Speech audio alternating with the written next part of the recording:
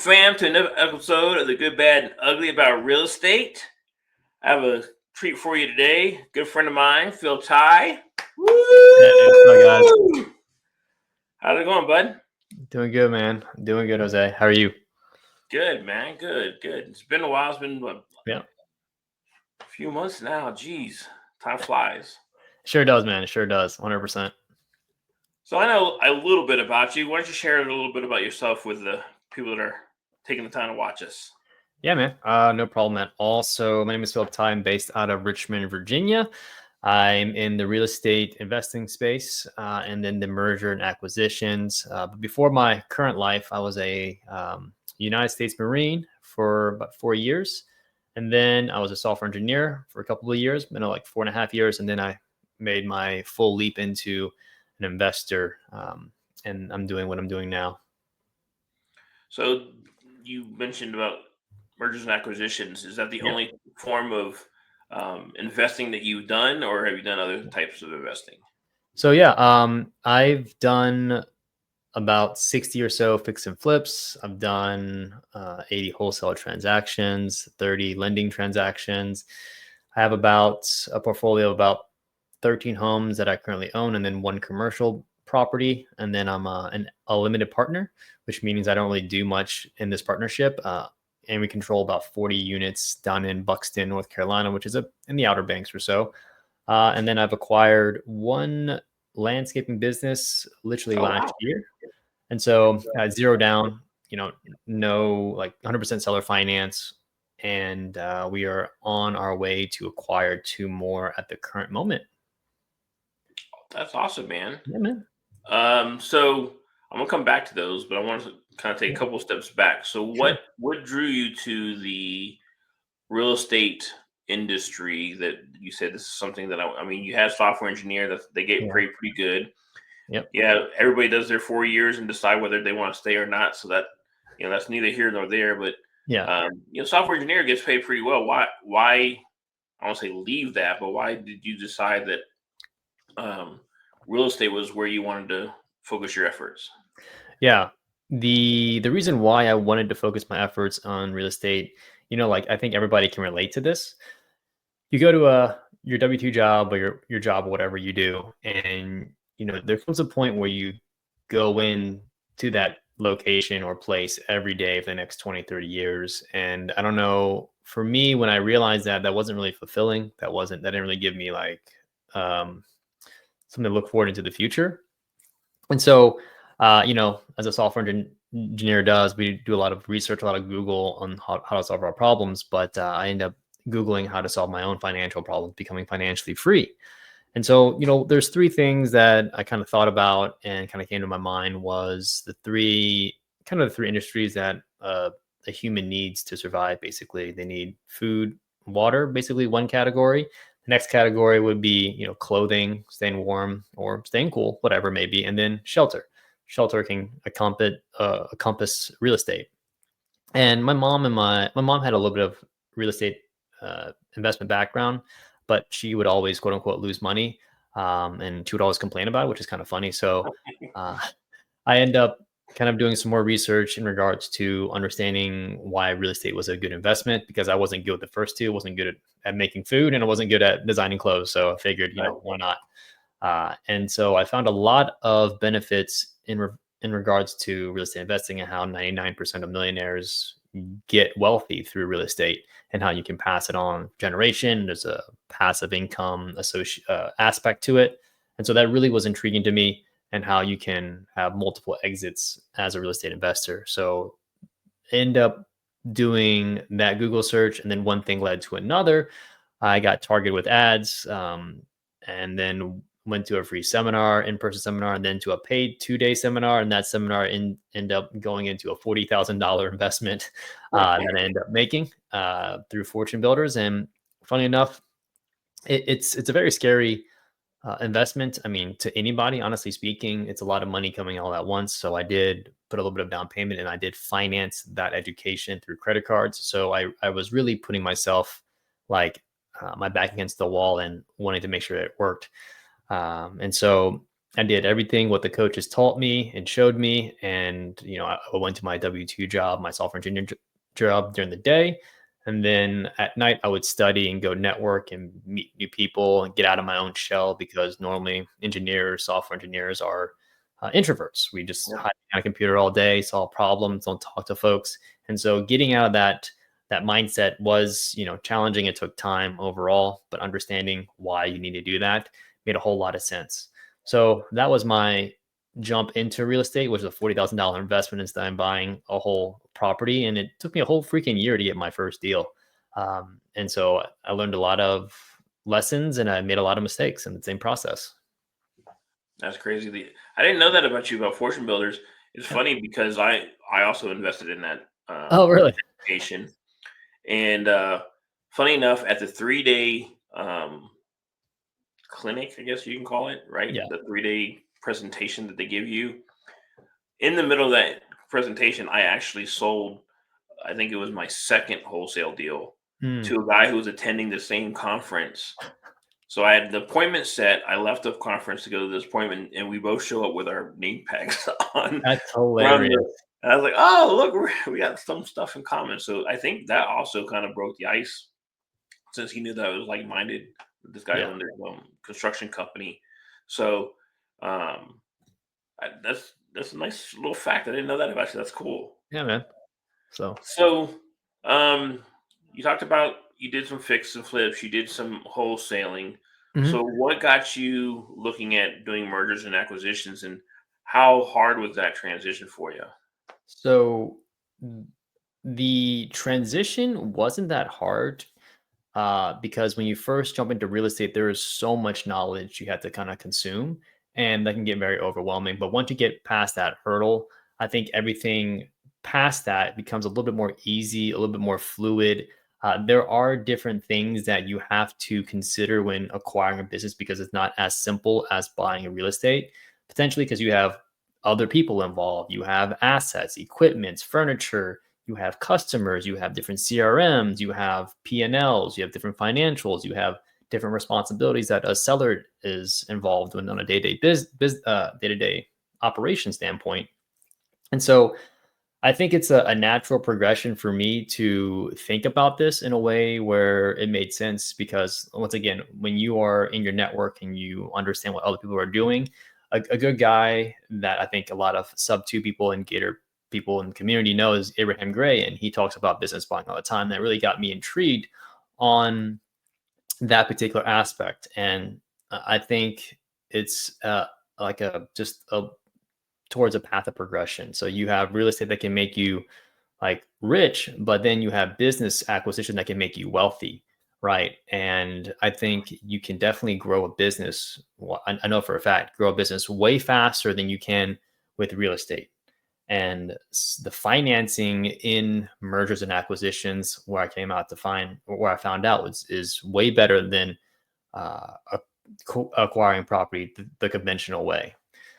So the kind of sum it all up, I mean, it was just kind of like a no-brainer once you think about it. You're like, okay, if like let's say real estate goes down and let's say today's market, then I can acquire businesses, right? I can go pivot my business to go buy businesses, or if businesses go down, I can pivot to buy real estate, and they work hand in hand. Honestly speaking, if you have a capital gain issue over on your business side, you can always invest that into real estate to defer the taxes or reduce your liability in taxes. So for me, that was kind of a no-brainer going from one direction to another and then vice versa. So, most people understand how to underwrite single family homes, Yeah. or even, and some people are lucky enough to understand how to do multifamily homes. But you mentioned different aspects of, acquiring a property, assets, people, right? Even business. So, Yeah. Um, how do you identify, or how do you underwrite a business to know if it's something, one, that's worth investing or trying to acquire? And then, two, you also mentioned that you just acquired a landscaping business with zero down. Can you kind of share with the audience how you acquired a business and structured the deal where you had nothing out of pocket? Because most people say, "Oh, you got to have money to make money," right? Yeah. But here you are, prime example of acquiring a business with no money out of pocket and about to make some good cash flow, hopefully. Yeah. So to answer your first question, which would be how do you kind of underwrite a business? That's what it was. Yep. So what I would stick with is businesses that cannot go out of service through like immediate technology. And AI is definitely one of those hot topics that everybody talk about that can implement a lot of automations in the future. And so what that really means is I like to stay away from not home services, restaurants because they have they can get shut down by COVID or like any pandemic disease, and they have low margins of profits. And if one thing goes wrong, then your whole business crumbles. Like if a supply chain happens to not have a certain shrimp in stock, there goes basically your menu or whatever may be. Right. Bad lettuce could, also E. coli or whatever, shut down your business. Retail stores, because retail stores are not scalable. First and foremost, you have to actually be in the location potentially, or you have to multiply that location, and then you also have a higher overhead because you're paying for leases, and you can guarantee those leases. So I like to stick with service-based businesses, like your landscaping, your HVAC, your electricians, your plumbers, etc. And then you can also scale that into or look into different niches like the IT space, such as cybersecurity. There is SaaS, software as a service, like Spotify, like that's like a paid service that you pay for every single month. Mhm. Subscription-based businesses.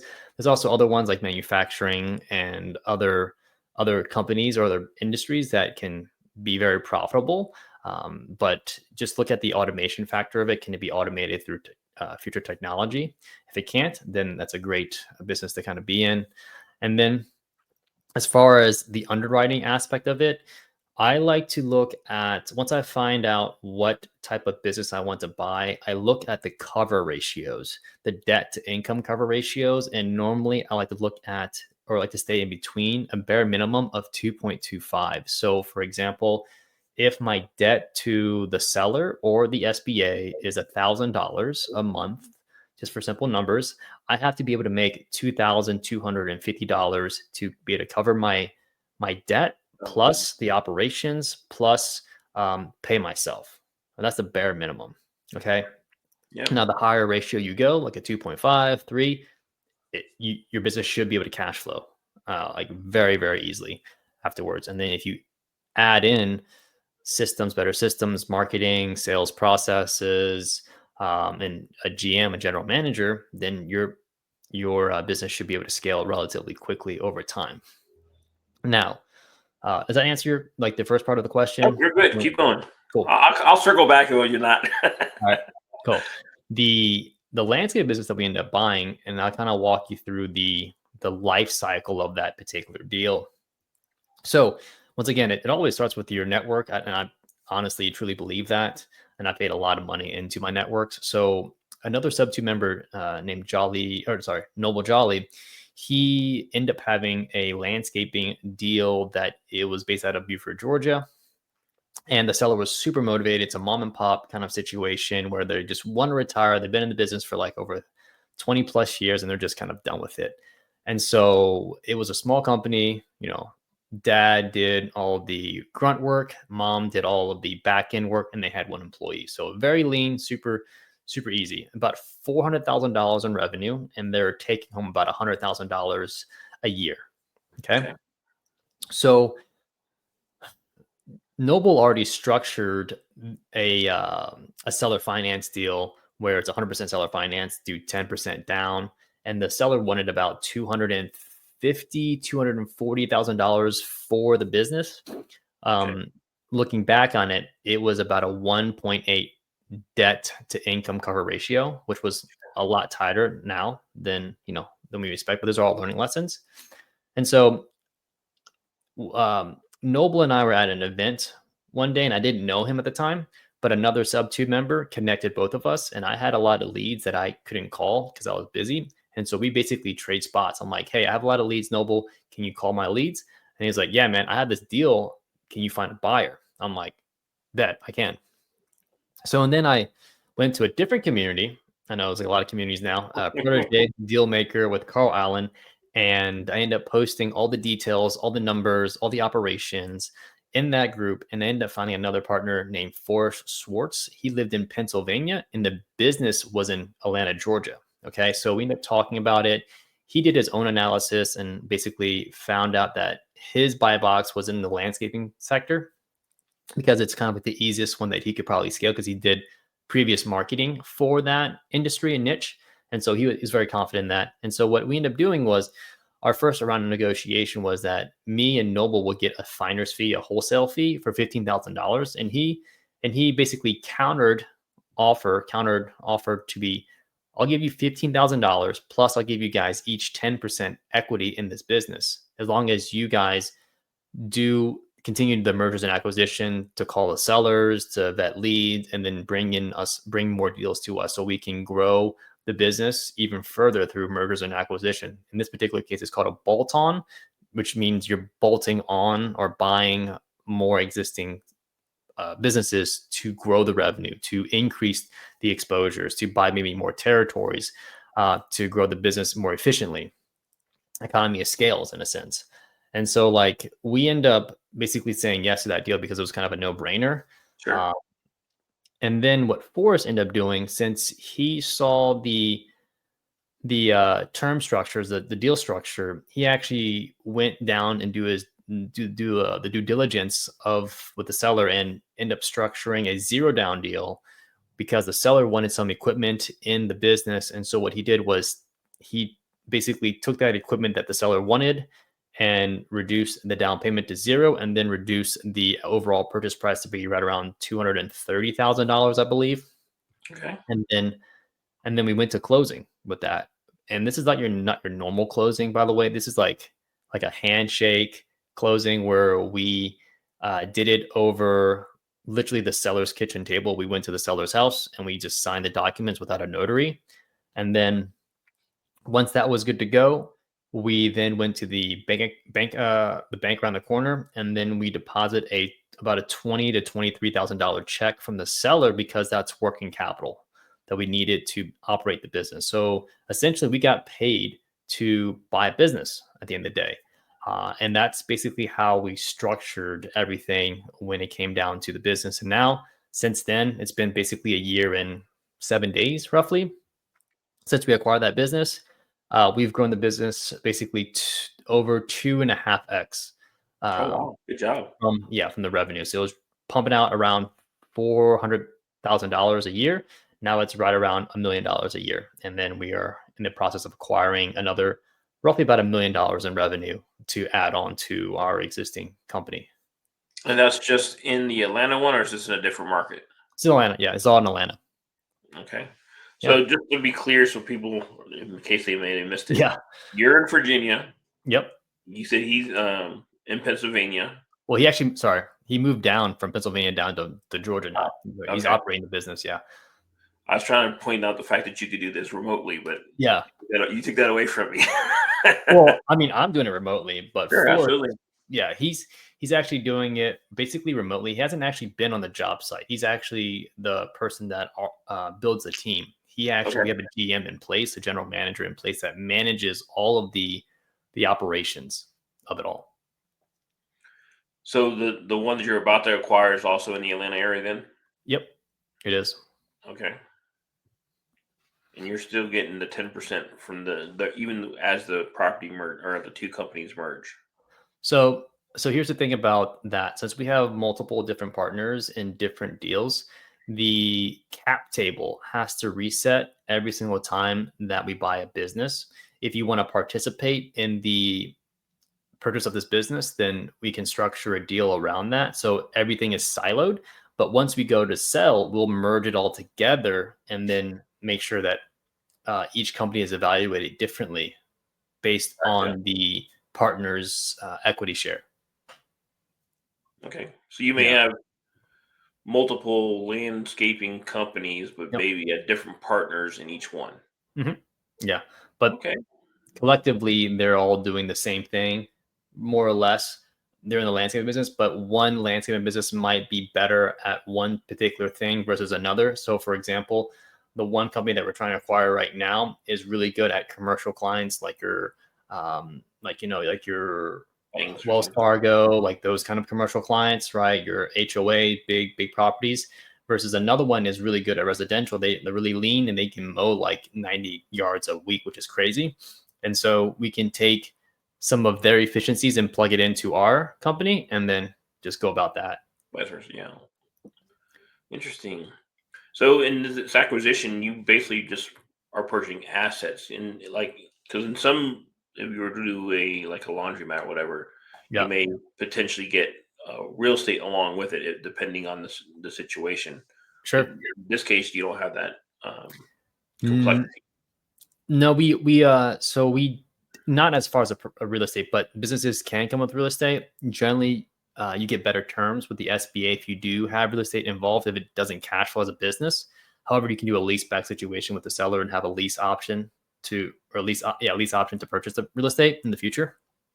Um, but in this case, you're buying the actual equipment assets that the business owns, like trucks, mowers, blowers, etc. Right? Right. Yeah.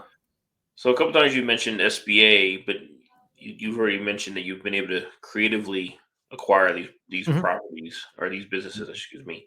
So have you had the experience of having to apply for an SBA loan? Yeah, we're going through the process right now. I did it my first time with an RV park that kind of fell out of deal. So, with the SBA, they're going to want and need everything from you, from your tax statements through your personal finance, and then some other stuff too as well. So, right now, we're going to start the whole process again with the SBA. Luckily, the first round that I end up doing with SBA, I have all my documents that I end up sending them. So I just have to just update them according to what they need. So it's relatively straightforward as a process. That's not a quick process, right? Yeah, it's not a quick process at all. They definitely look at everything for sure. Awesome. So, most people when they go through their journey in real estate or even, mergers and acquisitions, they have stories they love to tell. Good Yeah, stories, bad stories. Mind sharing with the audience a good story and a bad story you've had, whether it be real estate or yeah, merger acquisitions, either one? yeah. So I would say I'll start with the bad story first. I haven't posted this on my social media, but it is going to be in the works. So I recently just finished a really not a really bad. It's a poor partnership on a fix and flip that basically sold last October 31st through November 1st, depending on those 2 days. Um, I got into a partnership really quickly and just wanted to scale my business in the fix and flip side from Richmond all the way into like the Newport News, Hampton Roads area. Okay. And I didn't vet my partner thoroughly enough, and I didn't put enough contingencies to be able to take over the property and finish the work myself. Sure. There was a lot of learning lessons, such as I should have done more due diligence on the other partners' process, who they were using as subcontractors or contractors. Um, they ultimately lied to me multiple times because they were going through a legal situation that they didn't want to tell me, which Uh-huh. didn't make sense because we could work it together. Um, Failure to communicate was definitely a huge one. The workmanship was definitely poor due to the fact that he was just using regular people to do the work, which was Uh-oh. stupid on my part to not like Yeah. vet. And so I think a lot of the blame. Um, the project dragged on for way longer than it should for the size of the house. It was for the size of the house. Basically, it was basically 750 square foot, and it Oh, took wow. almost 11 months to do, which is insane. Did they By the rebuild way, the house? yeah, exactly, right. And that whole lesson purchase price or price you can say is $14,000 out of my own pocket to learn. Mhm. And there's a bunch of other stuff that I could definitely say to that. Like I kind of lost face with my, not I didn't lose face, but like it was like kind of like not a good decision on my part with Sure. my lender. And then it also, due to the craftsmanship of the fix and flip, it kind of lost kind of reputation in regards to the realtor that I was working with on the buying side of things. And just the overall, it was just a big shit show, honestly speaking. Uh, and so, yeah, I just have a better vetting process now with tighter paperwork to be implemented on that fix and flip side. Um, let me see what else. I think that's like the worst one so far, and it really just took a dent in my goals for that year, last year, basically.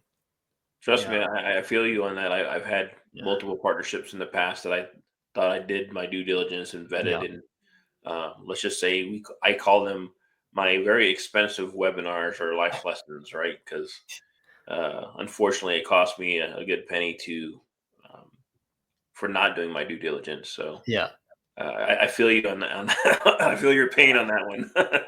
Yeah, and we have one more property together, so we're doing like a he's doing a gift deed, and I'm like, all right, just give it to me. Even though this other deal is not going to make any money, I'd rather just kind of lose a little bit than have him do it.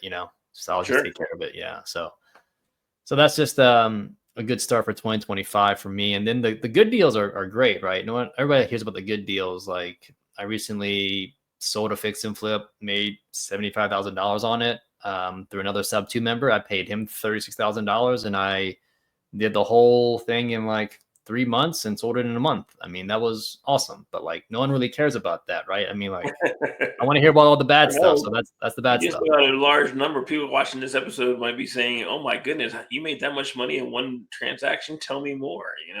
Yeah, I mean, years of experience too as well, and you have to follow a system. And you know, I teach my system. It's just a matter of will you follow through with it and find the right individuals to help you out. That's the hard part. Management and the contractors and the calls and paying the paychecks and following like a rigorous due diligence checklist. So it's just kind of how it is with business, right? On that particular deal, did that come from the sub-tube member that you were partnered with, or did you get that from other means? Yeah. So the good story is that the other sub two member found it through a foreclosure situation. The seller was going through a pre foreclosure, and he ended up locking up at a really great price for him. I mean, that's awesome. And then I ended up paying him about like right below, like literally $5 shy of $36,000 at closing. And what he did with that money, just he went to took a vacation. I'm like, that's awesome, bro. Take a vacation. Right. And Work then hard, play hard, right? yeah, exactly. And then I end up just taking it to the finish line, making the repairs, implementing like great vendors, great contractors, and then having them do what they do best, and then selling that property in just basically one day, going to pending, and then closing in like 25 days. So it was a great like success for my lender, and then for my private money lender for the second lien position property lender. So I want to touch a little bit on that. So you Yeah. talk about private money lenders.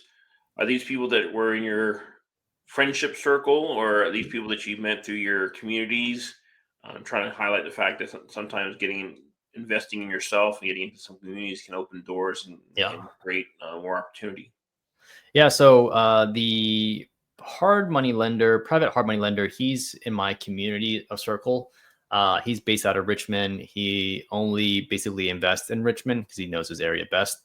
And so I would recommend, if you guys are trying to find a great private money lender, go to your local RIAs or your local real estate investor meetups and really try to connect with people that lend money because you have a lot of lenders out there.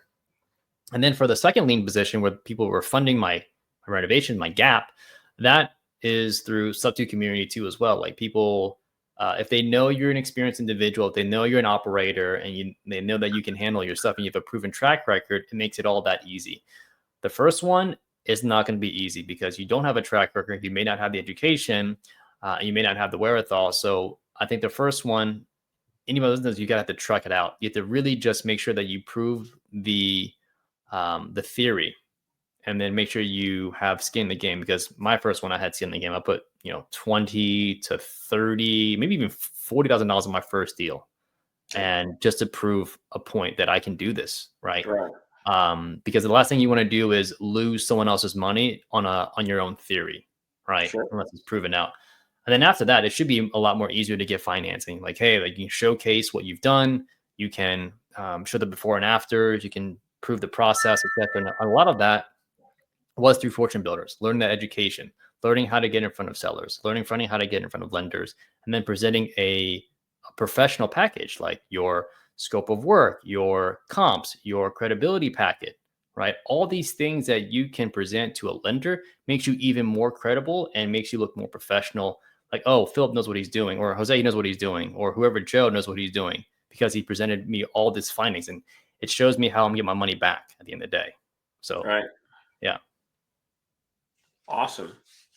So, you mentioned around October, November time. I realized we were in Boston when you were going yeah, through all this. yeah, So back in Austin, geez, I can't even speak. Back in Boston, our partner in our title company, Pace Morby, right? yeah, Kind of challenged us for, what do we have, and what do we need. So you kind of share a lot of what you have, right? You have a yeah, lot of knowledge. You have a system that you have that you sell to people. So why don't you share a little bit of what your haves and needs are, so that if anybody wants to partner with you, or wants to get some more information from you, sure. they know what you got. So what I have right now is I'm in the Richmond, Virginia market. I'm looking for people that want to start wholesaling like in Atlanta, Georgia. I have county record data that I have. I get quite a bit of them, about 800 leads per month or so, and so I'm looking to partner with folks that want to do wholesaling down in Atlanta, Georgia. We have buyers, and these leads are great leads because they are from the county themselves. What else do I have? I have a school community. So if you want to learn how to do real estate investing, I have a couple of good guys that do the other side, the marketing, and then the sales side, and then the acquisition side, and I do the underwriting and exit side of things. So I have all that, so you guys can learn. And I think Jose will probably have it in the description below. Yep. And then what I need, I don't really need anything, but this is what I'm looking for, right? I'm buying a bunch of asset classes here. I'm buying RV parks is definitely one of those. And then I'm buying landscaping businesses out in the Atlanta, Georgia area, roughly around the northeast area. If you Okay. have something along those lines, I'm more than happy to buy those from you guys or take a look at it more specifically. And then some in the Richmond area again. I buy fix and flips in this general area. So if you have a deal that's not a full gut, that's right around $50,000 and below in rehab, or maybe a little more, I'll consider taking a look at it. And so, yeah, that's what I'm looking for. Awesome. So I want to make sure I put a good plug out there. Can you tell Yeah, everybody what your school community name is, so if they wanted to join, they can reach out? yeah. It's a New Breed Investors. I'm with Tim and William Yu. They're not brothers, by the way. We just have the They're same not. last It's name. funny that they have the same last name, though, right? Yeah. Um. Oh man, this is what happens when I interrupt myself. I don't remember what I was going to go with that. So Okay. community. What did you say? Have Yeah. needs. Uh, Oh, RV parks. That's what I was going yeah. to. The other question. So when you're looking for RV parks, is there any restriction? Like what part of the country? Or are you open anywhere? Um, so I'm open to anywhere, honestly speaking, because it is a business and it's like the best of both worlds, in my opinion. It's like business and real estate. So Sure. it has that great, I guess, that trifecta, you can say, because you can depreciate it, you can also make a lot of money off it, you can add income, etc. Um, as far as the location is concerned, I'm preferably probably in the Sun Belt states. You're North Carolina, South Carolina, Georgia, Florida, going across the all the way to uh, Arizona per se. And then if it's anywhere else, it's got to be close to like a great amenity. Amenity meaning like a water feature, a park, close to shopping and all that stuff. That'd be something that I'm looking for because Next then to it adds synergy. NASCAR, next to some kind of Yes, exactly, exactly. Awesome. Cool. So if people wanted to partner with you or wanted to try to Mhm. reach out to you for more information outside of your school community, how else could they get a hold of you?